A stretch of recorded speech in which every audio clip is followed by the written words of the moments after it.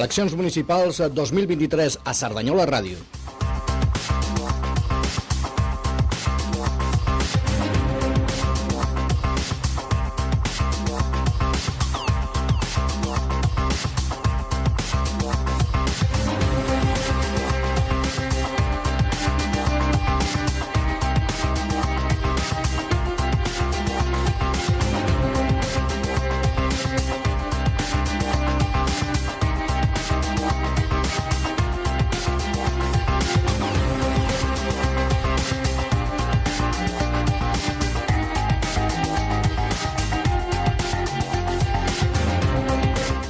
Molt bon dia. Els electors de Bellaterra votaran en dues urnes aquest 28 de maig. Una on dipositaran els vots entre les 13 candidatures que es presenten a la ciutat. Aquests vots se sumaran als de la resta de Cerdanyola per triar les 25 persones que ocuparan el consistori, però també per determinar com es formarà la Junta Veïnal de l'entitat municipal descentralitzada, de l'MD.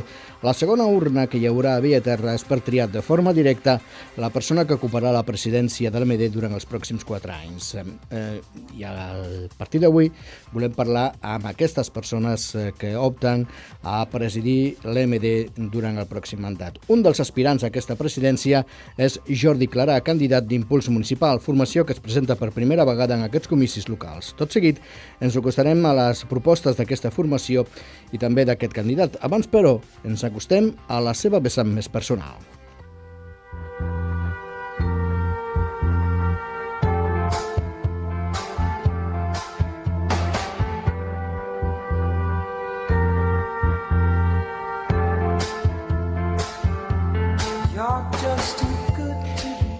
Jordi Clarà té 64 anys i una família que va rebre la seva candidatura amb sorpresa, ja que pocs imaginaven que pogués dedicar-se a la política. Un cop passada aquesta primera reacció, han acollit la notícia amb il·lusió i li donen total suport i ajuda.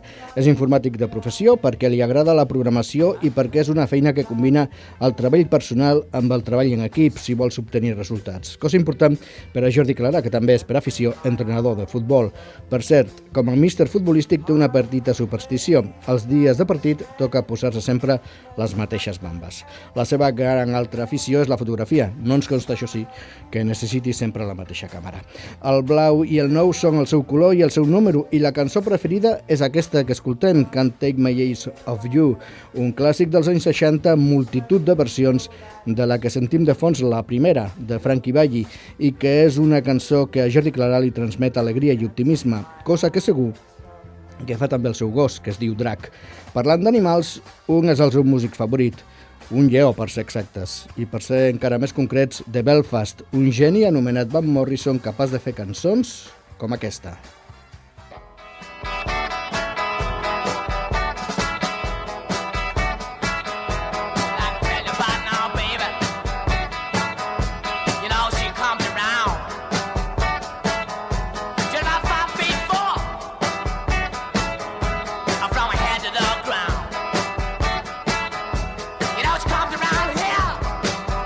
Creu que a qui madruga Dios le ayuda i que el millor plaer que et poden donar els fogons és un senzill plat de patates fregides casolanes. Pensa en Albert Einstein com el seu personatge històric preferit i alterna la lectura de novel·les de suspens amb llibres formatius. Ara està amb un thriller, Qui mató a Laura Cobes, de Pablo Poveda, i de La sabana a Mart, assaig de Xavier Sala i Martín, que subtitula L'economia de la intel·ligència natural. Sala i Martín, per cert, molt vinculat amb Bellaterra.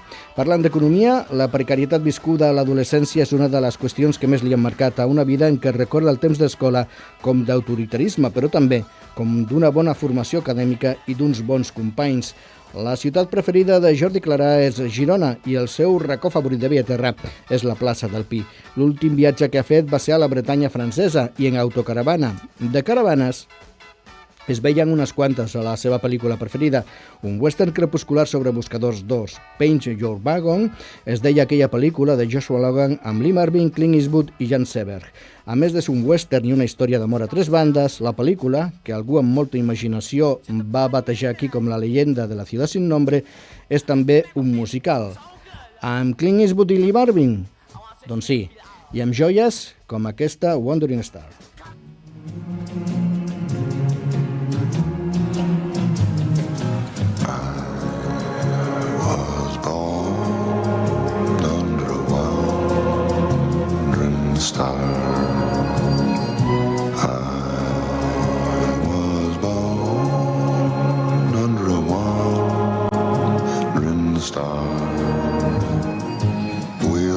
Quina veu la de Lee Marvin. Jordi Clarà considera que és una persona molt treballadora i tossuda quan es marca un objectiu i admet també que és un pèl impacient i no suporta ni la hipocresia ni les faltes de respecte.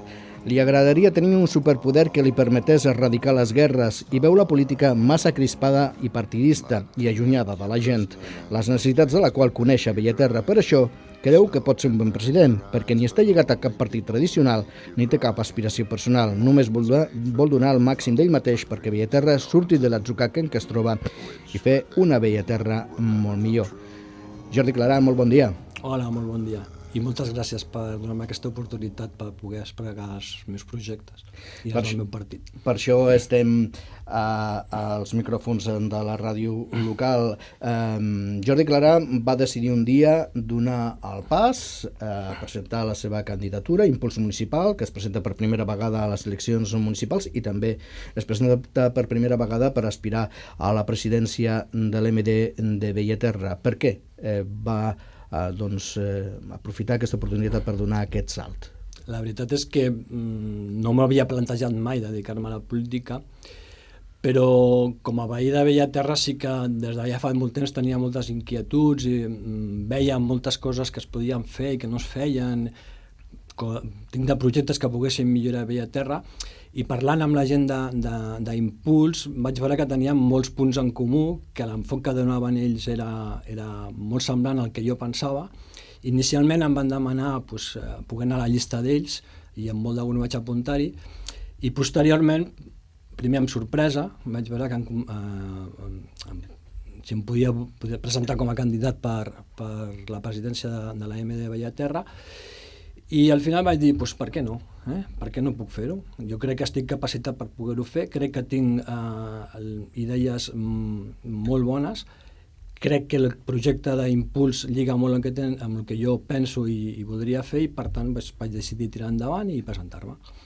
I per què dins d'Impuls Municipal concretament? Perquè a Bellaterra es presenten un total de 6 candidatures a la presidència de l'MD que corresponen a partits tradicionals, també a formacions estrictament bellaterrenques. Per què en aquest cas Impuls Municipal? Perquè crec que és un partit que, com molt bé diu la cap de llista per l'alcaldia de Cerdanyola, l'Elisenda Clasca, és un partit que fa política de quilòmetre zero. No som gent que hem estat en política, som gent molt diversa, som gent que el que volem és millorar les coses i crec que això es diferencia dels altres partits polítics que sempre porten un lligam a altres partits supramunicipals o bé que els mou uns interessos una mica més partidistes o personals. Jo repeteixo, jo no soc polític, no tinc cap interès ni partidista ni personal en tot això i l'únic que vull és ser un vehicle perquè la gent millori la seva vida dintre de Bellaterra.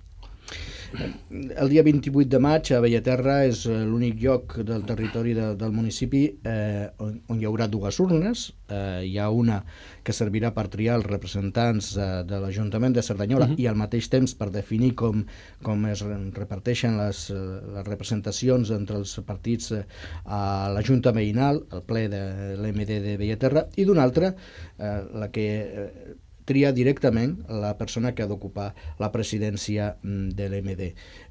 Com espera que sigui aquesta Junta Veïnal? Quin és el resultat que espera que determini aquesta distribució de representació a la Junta Veïnal de Bellaterra? A mi el que m'agradaria és que fos amb el màxim possible de representants d'Impuls, perquè d'aquesta manera sí que si tenim la presidència i tenim que la Junta de Veïns, perquè al final és un tema que la gent no acaba d'entendre, és un tema que és molt complicat, que s'explica, però la gent no és conscient que quan vota per l'Ajuntament de Cerdanyola alhora està votant per aquesta Junta de Veïns de Bellaterra i és una mica complicat, no? Però nosaltres el que voldríem és obtenir el màxim de representants dintre de la Junta de Veïns perquè és l'única manera d'aconseguir canviar coses a Bellaterra, perquè el president al fi i al cap no té vot, solament en el cas d'empat.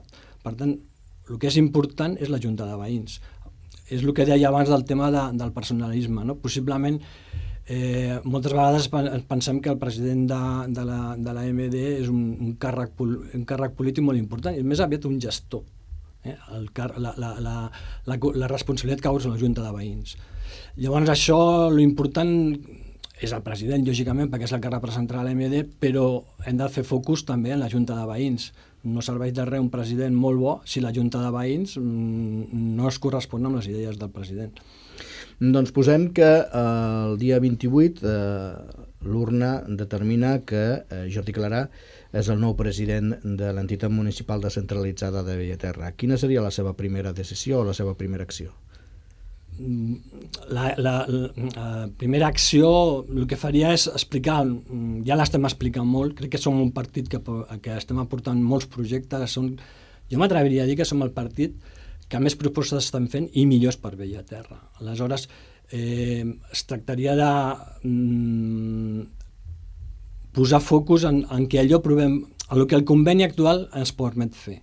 Això no vol dir que no puguem treballar amb altres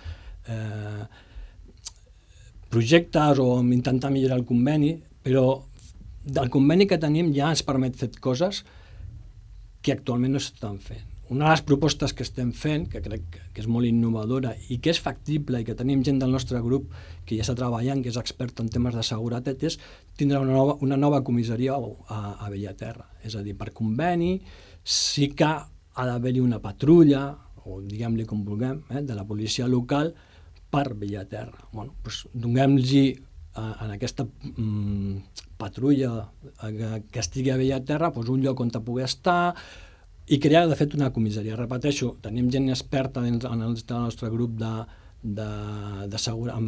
temes de seguretat i això es veu factible. Muntar-la i el conveni ho permet. Altres coses molt importants a Bellaterra, sobretot la segona cosa, el centre mèdic.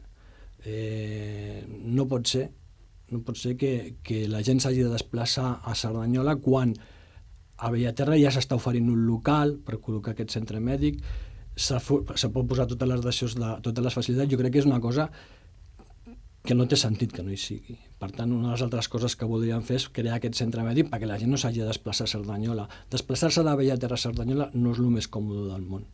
És molt més fàcil desplaçar-se a altres llocs. Ja que tenim aquesta dificultat per moure-me a Cerdanyola, muntem un centre mèdic a Bellaterra i atenem a la gent des d'allà. Ens ha parlat de temes relacionats amb la seguretat, amb la salut. Jo, si li preguntés quin és el principal problema de Bellaterra, quin em diria? I què es pot fer des de l'MD per solucionar-lo? Jo crec que hi ha un que és la seguretat. Bellaterra, els veïns de Bellaterra estan molt preocupats amb la seguretat. Aquesta seguretat té diverses vessants. Una vessant és la part policial, una altra vessant és la il·luminació. Bellaterra està molt mal il·luminada, té unes instal·lacions de fa molts anys, hi ha llocs que fa por passar, perquè no hi ha llum. El temes vials també, a Bellaterra, jo no em refereixo, quan dic refereixo a seguretat no em refereixo solament a atracaments o a robatoris, sinó caminar pel camí antic és un perill. No tenim aceres, passen molts cotxes i ningú fa res. Jo per treure a passejar el gos m'haig d'adaptar a l'horari que no hi hagin cotxes, perquè si no, no puc passejar el gos i és bastant trist. Entenc que això és un dels temes que més preocupa a la gent de Bellaterra, el tema de seguretat, però repeteixo, en totes les seves vessants, no pensem solament en la vessant robatoris, d'acord? Quan parlem de Bellaterra, habitualment pensem en un tot homogeni, però no és exactament així. Bellaterra no és el mateix el Turó de Sant Pau que la plaça del Pi, no és el mateix la plaça del Pi que Terranova. Hi ha algun sector o calen actuacions específiques per sectors? És cert, lògicament hi ha diferències, no és la mateixa, com vas dir, el Turó de Sant Pau, etc. Però jo crec que una cosa molt important en Bellaterra és que hi ha la consciència de poble. O sigui, Bellaterra és un poble des del punt de vista de sentiment, no em refereixo en quant a tipus d'organització o d'administració local, però sí que hi ha un sentiment de poble a Bellaterra, i això està per sobre de tot, i que sí que té unes problemàtiques comuns a tots els barris. primer ataquem aquestes i després, quan aquestes estiguin solucionades, podrem atacar altres de parcials. Però jo crec que aquestes diferències entre barris no són grans i, per tant, estan per sota d'aquesta consciència de poble que tenim a Bellaterra. Aquesta consciència de poble ha comportat moments, diguem-ne, de tensió en la relació de l'encaixa amb el municipi de Cerdanyola. I hi ha hagut diferents opcions, algunes semblen descartades, altres estan sobre la taula, i m'agradaria preguntar-li per elles. El tema de la independència municipal i que Bellaterra sigui un municipi independent, vostès la continuen veient possible i creuen que és la millor opció? Com hem dit abans, nosaltres ens agradaria fer política a quilòmetre zero. La independència de Bellaterra, si annexar-se a Sant Cugat, són camins. Són camins perquè ens ajudarien, sobretot el tema d'independència, els que més s'acostaria a tindre aquesta sensació de poble, que millor si et sents un poble que ser un poble. Però el tema de la independència quasi que és un camí tancat. En qualsevol els dos casos són camins molt llargs, molt complicats, que intervé molta gent, que es poden dècades d'anys per arribar al seu fi bo, i ara això no és. O sigui, el tema de la independència sembla que queda aparcat, el tema de l'adscripció a Sant Cugat va fent el seu curs, però nosaltres això no és un tema primordial per nosaltres. Nosaltres el que volem solucionar són les coses d'ara, d'avui, no d'aquí 15 anys. Si això segueix el seu curs ja en parlarem endavant. No estem ni a favor ni en contra. Són temes que nosaltres tenim aparcats. Abans m'ha comentat que hi ha un conveni, que cal exercir les competències que dona aquest conveni, però creu que aquest conveni s'ha d'ampliar, s'ha de millorar? Com ha de ser el conveni regulador entre l'MD de Bellaterra i l'Ajuntament de Cerdanyola? En principi, una MD, quan es crea, ja té una sèrie de competències, de les quals ja algunes ja ni les tenim. Al final tots són acords. Aquí, jo sempre dic que la política, el més important en política, l'eina més important que hi ha a política és el diàleg. I solament parlant ens entendrem. Aleshores, començar a discutir no, és que vull totes aquestes competències, no vull aquesta. No, anem a mirar quines realment podem tenir, quines podem gestionar i fer-les bé, aquestes que tinguem. No es tracta de tenir moltes o poques, sinó tenir les que des de la MD podem realitzar bé. Llavors, sí que ens fan falta competències per poder fer algun dels projectes que nosaltres proposem. Per tant, quines competències voldrem? Aquelles que ens permetin fer els projectes que nosaltres volem portar endavant. Com per exemple? Com per exemple, pacificació del trànsit a Bellaterra. O sigui, la 1414 o el camí antic de Sant Cugat no són vies o vials per als quals pugui passar el volum de cotxes que arriba a passar. A més, és un volum molt alt i, a més, la majoria d'aquest volum de cotxes ve per gent que no vol utilitzar la B30 perquè és més curt i més ràpid anar per Bellaterra i sobretot també molt condicionat per les escoles que hi ha a Bellaterra, que fa que hi hagi entre molta gent. Llavors, el que passa que el tema de pacificació el fa servir tothom diu que s'ha de pacificar, però jo crec que el problema és que per pacificar s'entén que els cotxes vagin més a poc i no es tracta d'això. De fet, l'altre dia jo tenim un control d'aquests de radar que medeix la velocitat que passen els cotxes. El camí antic s'ha d'anar a 30 per hora i jo vaig estar una estona mirant tots els cotxes que passaven per allà i de cada 10 que passaven, 9 passaven per sobre. No és pacificar, no vol dir que els cotxes vagin més a poc, vol dir reduir. I hem de fer coses perquè aconseguir reduir aquest volum de cotxes que passen per aquestes dues vies. Solucions, hi ha alguns projectes que ja estan escrits que facilitarien el canvi, o sigui, el desviament del trànsit d'aquests dos llocs a una altra via que està projectada. Hem d'explorar això, a veure què podem fer, com es podria fer, etc. però hem de reduir el trànsit, no podem fer... O sigui, anar posant rotondes, anar posant semàforos i anar posant vados no serveix per res, perquè seguiran passant els mateixos cotxes. Hem parlat d'equipaments, hem parlat de seguretat ciutadana, hem parlat també del trànsit, de les qüestions de mobilitat.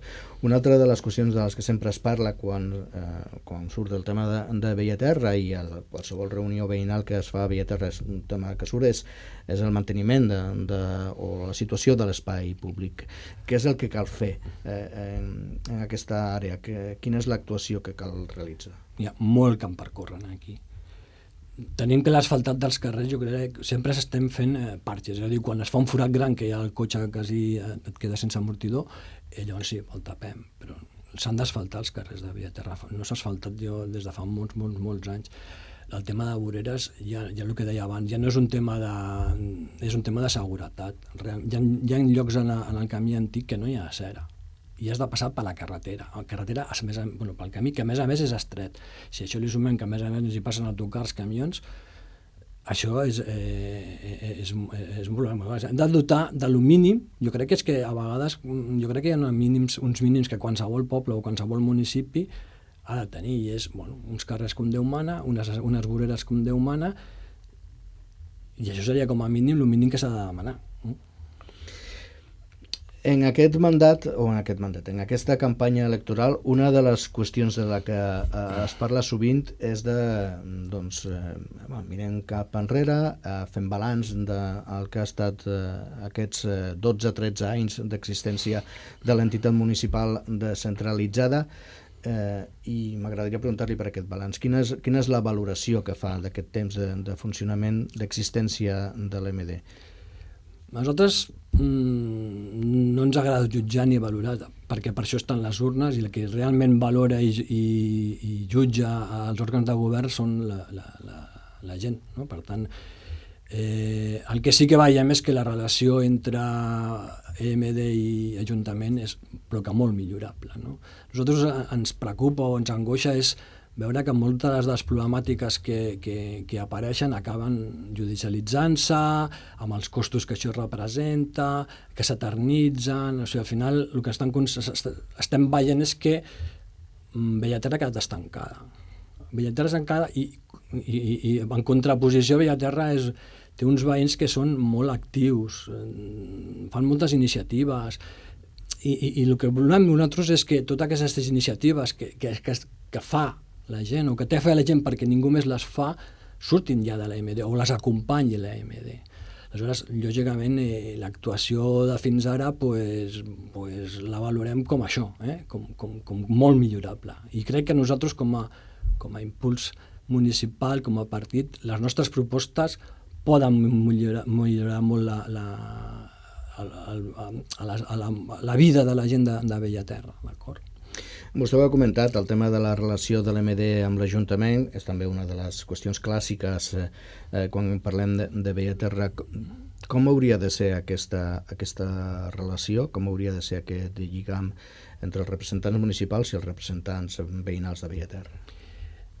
El que jo deia, diàleg, parlar, explicar, acordar. La MD neix d'un acord entre veïns i l'Ajuntament de Cerdanyola. Si això és factible, ha de ser factible tot el més. S'ha de mirar la gent. O sigui, jo crec que a vegades els polítics obliden per què estan en els llocs. El que ja deia, no? Vull dir, a vegades tira més ser d'un partit o jo sóc el president de la MD i això és el més important, i ens oblidem de la gent, de les necessitats que té. Jo crec que amb diàleg es poden aconseguir moltes coses. No dic que... No es tracta d'obligar el que el de l'altre costat faci tu. S'ha de parlar i acordar, i a partir d'aquí segur que millorarem moltes coses. Quan parles amb algú de Bellaterra, sempre notes un especial orgull quan fa referència al seu teixit associatiu. Parlem del grup Escolta Bellaterra, la Unió de Veïns, la Inestable, Bellaterra Solidària. Com ha de ser aquesta relació amb el teixit associatiu? Creu que s'està portant de la manera adequada? Jo afegiria el musical també. Sí, més. Sí, però bueno. És el que dèiem, no? Això és la Bellaterra viva, això és la Bellaterra activa. Llavors se'ls ha d'acompanyar. Tenen una sèrie de necessitats que moltes vegades és que no estan demanant fer una Sagrada Família a Bellaterra, no? Estan demanant coses molt senzilles. I els hem d'acompanyar i els hem d'ajudar i ho podem fer-ho. I no que s'espavilin, que s'ho muntin com vulguin, i perquè tenen molt bona voluntat, perquè hi ha vegades per dir, escolti, fins aquí he arribat, jo si no m'ajuden ja plego. I això és la feina que té que fer l'AMD, acompanyar la gent, totes aquestes iniciatives i tal, acompanyar-les, ajudar-les, intentar que tinguin el que necessitin, i això no veiem que es faci. A mi m'agradaria, doncs, també en aquest espai en què donem veu als diferents candidats a la presidència de l'AMD, doncs que al marge del que jo pugui preguntar, doncs donar-los l'oportunitat de llançar un missatge a través dels micròfons a la ciutadania de Bellaterra perquè doncs, els llencin això, un missatge, o si creuen que hi ha algun tema que no hem tocat i que considera que és especialment important. Jo que els diria és... que lo que nosotros volem és lo que hem estat dient tota l'estona. No? Nosaltres som un partit polític perquè t'has de constituir com a tal per poder-te presentar en unes eleccions, però no som polítics. Som gent normal i corrent, entre cometes, que sabem, perquè ho vivim, què és el que vol la gent de Bellaterra, què és el que li fa falta, sabem quines mancances té, i el més important, estem portant projectes en el nostre programa que ajuden a solucionar realment aquests problemes que sabem que té la gent de Bellaterra i que nosaltres hi posarem tota la il·lusió, tot el treball i tot l'esforç que faci falta perquè aquests projectes tirin endavant i la gent tingui una millor vida, que al final per això estan els polítics. Jordi Clarà, candidat a la presidència de l'entitat municipal descentralitzada de Bellaterra per Impuls Municipal, moltíssimes gràcies per venir aquí als estudis de Cerdanyola Ràdio. Molta sort el dia 28 i doncs, també molta sort en el futur. Moltíssimes gràcies. Moltíssimes gràcies a vosaltres per deixar-me expressar.